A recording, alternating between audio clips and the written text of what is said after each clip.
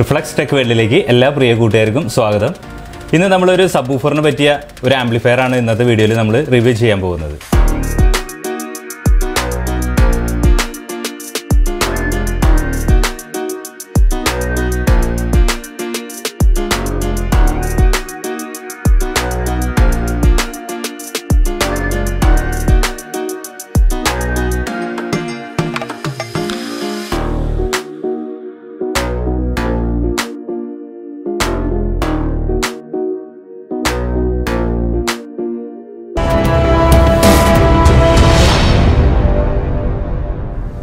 നമുക്ക് സബ്വൂഫറിനെ പറ്റിയെന്ന് പറഞ്ഞാൽ നമുക്ക് പല രീതിയിലുള്ള സബ്വൂഫറുകളുണ്ട്. 12 ഇഞ്ച് ഉണ്ട്, അതുപോലെ തന്നെ 10 ഇഞ്ച് ഉണ്ട്, 8 ഇഞ്ച് ഉണ്ട്. നമ്മളിപ്പോൾ കൂടുതലും എല്ലാവരും നമ്മുടെ സുഹൃത്തുക്കളൊക്കെ കൂടുതലും ഉപയോഗിക്കുന്നത് 12 ഇഞ്ച് JBL തന്നെയാണ്.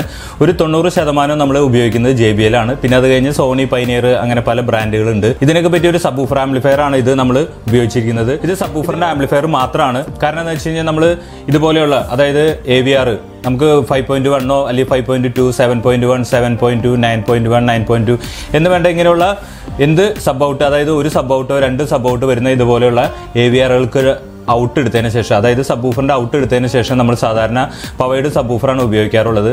അതെനിക്ക് തോന്നുന്നു ഏകദേശം ഒരു 28,000 രൂപ മുതലാണ് മേലേക്കുള്ളത് സബ്വൂഫറും അതിൻ്റെ ആംപ്ലിഫയറോടും കൂടി വരുന്നത്. അങ്ങനെയൊക്കെ നമുക്ക് കുറച്ച് വില അധികമാണ്. നമ്മൾ അതിന് വേണ്ടിയിട്ട് അതിലും കുറച്ചും കൂടി വാട്ട് കൂടിയുള്ള രീതിയിലൊക്കെ എങ്ങനെ ചെയ്യാൻ പറ്റുന്നുള്ള രീതിയിലാണ് നമ്മൾ ഈ ആംപ്ലിഫയർ ചെയ്തെടുത്തിരിക്കുന്നത്. ഇപ്പോൾ ഈ AVRൻ്റെ ഔട്ട് നമ്മൾ സബ് ഔട്ട് എടുത്തതിന് ശേഷം അതിന് വേണ്ടി കൊടുക്കാവുന്ന ഒരു ആംപ്ലിഫയർ ആയിട്ടാണ് നമ്മൾ ഈ സബ് ആംപ്ലിഫയർ ചെയ്തിരിക്കുന്നത്. ഇതിൽ നമ്മൾ ഉപയോഗിച്ചിരിക്കുന്ന യൂണിവേഴ്സലിൻ്റെ 300 വാട്ട് കിട്ടാവുന്ന RMS കിട്ടാവുന്ന ഒരു സബ്വൂഫർ ആംപ്ലിഫയർ ആണ് ഇതിനകത്ത് ഉപയോഗിച്ചിരിക്കുന്നത്. ഇതിൽ വന്നിരിക്കുന്ന ട്രാൻസിസ്റ്റർ എന്ന് പറയുന്നത് NJW0281, അതുപോലെ തന്നെ NJW0302. ഇതാണ് ഇതിൽ വന്നിരിക്കുന്ന ട്രാൻസിസ്റ്റർ ഉപയോഗിച്ചിരിക്കുന്നത്. 6 ട്രാൻസിസ്റ്ററാണ് ഇതിനകത്ത് ഉപയോഗിച്ചിരിക്കുന്നത്. അതുകൂടാതെ ഡ്രൈവർ സ്റ്റേജും ഉണ്ട്. ഇതിൽ ഉപയോഗിക്കുന്ന വോൾട്ടേജ്, അതായത് DC വോൾട്ട് എന്ന് പറയുന്നത് 55,055 ആണ് ഇതിനകത്ത് കൊടുത്തിരിക്കുന്നത്. പിന്നെ നമ്മൾ ഇതിനകത്ത് ഉപയോഗിച്ചിരിക്കുന്ന ഒരു സബ്വൂഫറിന്റെ ഫിൽറ്റർ ബോർഡ് ഉപയോഗിച്ചിട്ടുണ്ട്. GTECHന്റെ ഒരു ഫിൽറ്റർ ബോർഡാണ് നമ്മൾ ഇതിനകത്ത് ഉപയോഗിച്ചിരിക്കുന്നത്. കുറച്ചുകൂടി നമുക്ക് ബേസ് കൂടുതൽ കിട്ടും. അതുപോലെ തന്നെ ഫ്രീക്വൻസി അഡ്ജസ്റ്റ് ചെയ്യാൻ ഒരു സബ്വൂഫർ പ്രീ ബോർഡാണ് നമ്മൾ ഇതിനകത്ത് ഉപയോഗിച്ചിരിക്കുന്നത്. ഈ പ്രാവശ്യം നമ്മൾ ഇതിനകത്ത് ടൊറോയിഡൽ അല്ല ട്രാൻസ്ഫോമർ ഉപയോഗിച്ചിരിക്കുന്നത്, നോർമൽ ട്രാൻസ്ഫോമറാണ്. കുറച്ച് ഹെവി ആയിട്ടാണ് ചെയ്തിരിക്കുന്നത്. 2 സബ്വൂഫറിന്റെ ആംപ്ലിഫയറും വർക്ക് ചെയ്യാനായിട്ടുള്ള കുറച്ച് ഹെവി ആയിട്ടുള്ള നോർമൽ ട്രാൻസ്ഫോമറാണ് നമ്മൾ ഇതിനകത്ത് ഉപയോഗിച്ചിരിക്കുന്നത്. ഇനി നമുക്ക് ഇതിന്റെ വർക്കിംഗ് വീഡിയോ ഒന്ന് നോക്കാം. കാരണം വെച്ചാൽ ഓഡിയോ ടെസ്റ്റ് നോക്കാം. ഇതിൽ നിന്ന് നമുക്ക് ARC കണക്ട് ചെയ്തതിന് ശേഷം അതിന്റെ ഓഡിയോ ഔട്ട് എടുത്ത് എങ്ങനെയാണ് ക്വാളിറ്റി ചെക്ക് ചെയ്ത് നോക്കാം. ഇതാണ് നമ്മുടെ ആംപ്ലിഫയറിന്റെ ഉൾവശം വന്നിരിക്കുന്നത്. ഈ ഭാഗത്ത് നമ്മൾ പവർ സപ്ലൈ കൊടുത്തിരിക്കുന്നത് ഇത് വലിയൊരു ട്രാൻസ്ഫോമറാണ് നമ്മൾ കൊടുത്തിരിക്കുന്നത്. അതായത് നമ്മൾ ഇതിനകത്ത് എടുത്തിരിക്കുന്നത് 55,055 വേണ്ടിയിട്ടുള്ള ഒരു സാധാരണ നോർമൽ ട്രാൻസ്ഫോമറാണ് എടുത്തിരിക്കുന്നത്. അതിൽ തന്നെ നമ്മൾ 12,012 എടുത്തിട്ടുണ്ട്. സബിൻ്റെ പ്രീക്ക് വേണ്ടി ഉപയോഗിക്കാൻ, സ്പീക്കർ പ്രൊട്ടക്ഷൻ വേണ്ടിയൊക്കെ ഉപയോഗിക്കാനായിട്ട് എടുത്തിട്ടുണ്ട്. ഇതാണ് നമ്മുടെ പവർ സപ്ലൈ ബോർഡ്. നമ്മൾ തന്നെ പറഞ്ഞ് PCB ചെയ്തെടുക്കേണ്ടതാണ്. അതിൽ തന്നെയാണ് നമ്മുടെ പവർ സപ്ലൈ ചെയ്തിരിക്കുന്നത്. ഇതിൽ നമ്മൾ കൊടുത്തിരിക്കുന്നത് 10,000ന്റെ 63 വോൾട്ട് 4 കപ്പാസിറ്ററാണ് ഇതിനകത്ത് കൊടുത്തിരിക്കുന്നത്. അതുപോലെ തന്നെ മെറ്റൽ ഡയോഡ്, ഫാനിന് വേണ്ടിയുള്ള കണക്ഷൻ, പിന്നെ വേറെ 12,012 എടുത്തിട്ടുണ്ട് സബ്വൂഫറിന്റെ ഫിൽറ്ററിന് വേണ്ടി കൊടുക്കാനായിട്ട്. ഇത്രയൊക്കെയാണ് ഇതിന്റെ പവർ സപ്ലൈ വരുന്നത്. പിന്നെ ബനാന സോക്കറ്റാണ് ഈ പുറകിൽ കാണുന്നത്, 2 സബ്വൂഫറിനുള്ളത്.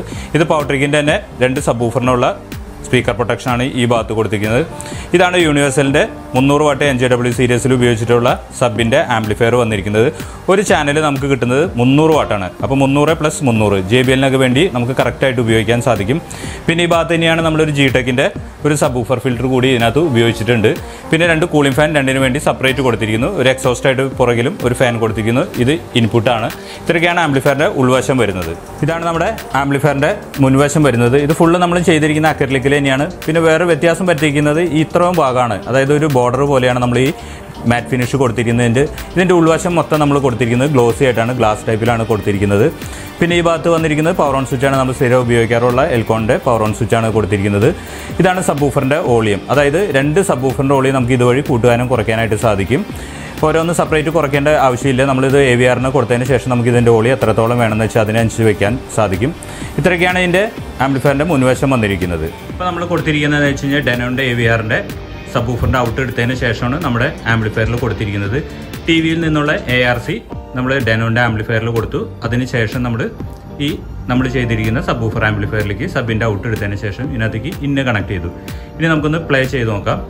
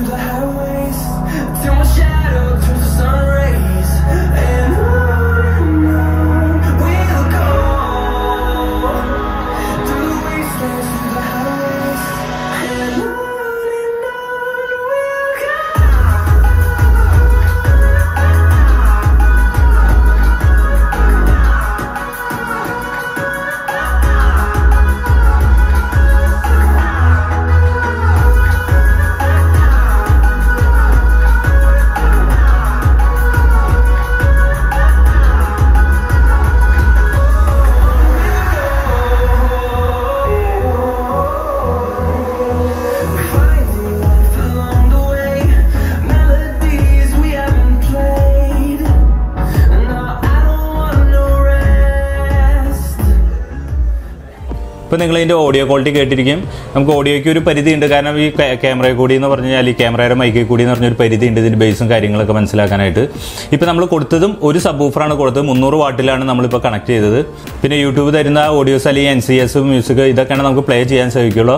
നിങ്ങൾക്ക് ഇതിൻ്റെ ഓഡിയോ ക്വാളിറ്റി സിനിമ സോങ്സ് ഉപയോഗിച്ച് കേൾക്കണമെന്നുണ്ടെങ്കിൽ ഞാൻ ചില സമയത്തൊക്കെ ഇതിൻ്റെ യൂട്യൂബിൻ്റെ റീൽസിൽ ഇടാറുണ്ട്, അതുപോലെ തന്നെ ഷോർട്സിലേക്ക് ഇടാറുണ്ട്. അത് പോയിട്ട് നിങ്ങൾ ചെക്ക് ചെയ്ത് നോക്കിയാൽ അറിയാം. പല രീതിയിലുള്ള മലയാളം, ഹിന്ദി, തമിഴൊക്കെ ആയിട്ട് ചിലപ്പോൾ ഇടാറുണ്ട്. അതും ചെക്ക് ചെയ്ത് നോക്കിയാൽ അതിൻ്റെ ക്വാളിറ്റി ഏകദേശം അറിയാൻ സാധിക്കും. പിന്നെ ഇതിനെക്കുറിച്ച് നിങ്ങൾക്ക് എന്തെങ്കിലും അറിയണമെന്നുണ്ടെങ്കിൽ മാക്സിമം നിങ്ങൾ വാട്സപ്പ് ചാറ്റ് ഒഴിവാക്കുക. ഏത് രീതിയിലുള്ള കോളായാലും കുഴപ്പമില്ല, വാട്സപ്പ് കോൾ അല്ലെങ്കിൽ നോർമൽ കോളോ IMO കോളോ ആയാലും കുഴപ്പമില്ല. നിങ്ങൾ മാക്സിമം കോൾ വിളിക്കാൻ നോക്കുക, ചാറ്റിംഗ് ഒഴിവാക്കുക. ഇത്രയൊക്കെയാണ് ഇന്നത്തെ വീഡിയോസിലുള്ള. ഇന്നത്തെ വീഡിയോ നിങ്ങൾക്ക് എല്ലാവർക്കും ഇഷ്ടമാവുകയാണെങ്കിലും അതുപോലെ തന്നെ ഉപകാരപ്പെടുകയാണെങ്കിൽ ലൈക്ക് ചെയ്യാനും ഷെയർ ചെയ്യാനും കമൻറ്റ് ചെയ്യാനും മറക്കരുത്. കൂടാതെ സബ്സ്ക്രൈബ് കൂടി ചെയ്യാൻ ഓർക്കുക. ആ സബ്സ്ക്രൈബ് ബട്ടൻ്റെ തൊട്ടടുത്ത് തന്നെ ഒരു ബെല്ലൈക്കൺ കാണാം. അത് അമർത്തിയാലാണ് നമ്മുടെ ചാനലിൽ വരുന്ന എല്ലാ വീഡിയോസും നിങ്ങൾക്ക് പെട്ടെന്ന് നോട്ടിഫിക്കേഷൻ ആയിട്ട് ലഭിക്കുകയുള്ളൂ. ഇനി നമുക്ക് അടുത്ത വീഡിയോയിൽ കാണാം.